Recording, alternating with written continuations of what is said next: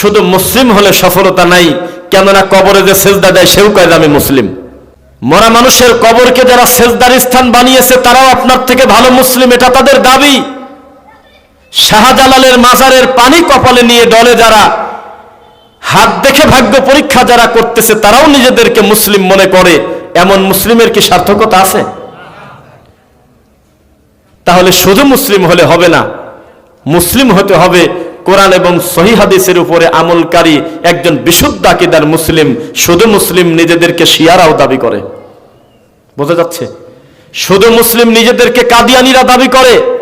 যারা বলেছে মুহাম্মদ নাই, নবুয়তি নাই, কে বলেছে গোলাম ইসমুহু আহমদ, নবী চলে গেছে, তাতে কি সবচাইতে শেষ নবী, দামি নবী হলো গোলাম আহমদ, নাউজুবিল্লাহ।